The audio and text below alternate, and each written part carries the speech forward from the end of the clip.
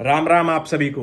जैसा कि भाइयों आप सभी को पता है कि आज 27 नवंबर को हमारे महान क्रांतिकारी स्वतंत्रता सेनानी धन सिंह कोतवाल जी गुर्जर जी की जयंती पे मैं उन्हें सत सत नमन करता हूं और अपने भाइयों के सामने कुछ बातें रखना चाहता हूं कि आपको मालूम होगा कि आज़ादी की लड़ाई में गुर्जर धन सिंह कोतवाल जी 1857 में उन्होंने मेरठ में सबसे पहले बिगुल फूंका आज़ादी की लड़ाई का।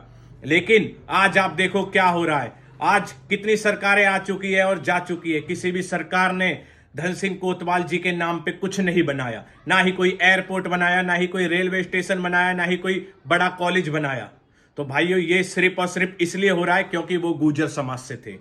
क्योंकि आपने देखा होगा कि क्रांति की लड़ाई बहुत से महानायकों ने लड़ी, लेकिन सबके नाम पे कुछ ना कुछ है। मैं उन सबको भी नमन करता हूं, लेकिन धन सिंह कोतवाल जी के नाम पे कुछ क्यों नहीं है? ये सरकारें क्यों हम गुर्जरों को इस तरह से समझती है कि हमारे नाम पे कुछ नहीं होना चाहिए, हमारे क्रांतिकारियों के नाम पे कुछ नहीं होना चाहिए?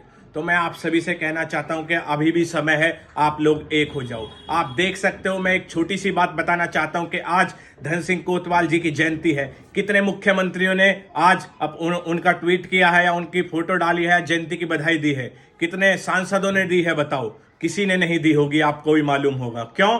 क्योंकि हम लोग उनसे सवाल नहीं पूछते, हम लोग संगठित नहीं हैं। तो मैं आप सभी से हाथ जोड़ के यही रिक्वेस्ट करता हूं कि संगठित हो जाओ, एक झंडे के नीचे आ जाओ, वरना हम लोगों से हमारा इतिहास इसी तरह से छिनता जाएगा, हमारे इतिहास को इसी तरह से लूटा जाएगा। तो मैं आप सबसे ये कहता हूं कि आपकी अपनी युग निर्माण पार्टी आ गई है, आपकी अपनी लड़ाई लड़ने के लिए, हम युवाओं की लड़ाई लड़ने के लिए, हमारे इतिहास की लड़ाई लड़ने के लिए। तो मैं आपसे हाथ जोड़ के यही कहता हूं, संगठित हो जाओ, एक हो जाओ और अपनी पार्टी में आओ, अपनी पार्टी को संभालो, अपनी पार्टी को चलाओ। क्योंकि अगर हम लोग जवाब नहीं पूछेंगे, इनके सामने खड़े नहीं होंगे, तो हमें कुछ नहीं मिलने वाला। कोई हमें पूछेगा नहीं, कोई हमारी वैल्यू नहीं करेगा। हमारी जनसंख्या किसी से कम है क्या?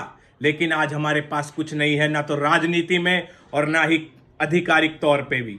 तो मैं आप सभी से यही कहता हूं कि अब समय आ गया है, एक हो जाओ, एक झंडे के नीचे आ जाओ। बहुत हमने अपने राजाओं का, अपने क्रांतिकारियों का अपमान करा लिया, अब अपमान हम बर्दाश्त नहीं करेंगे और अपना हक छीन के लेंगे।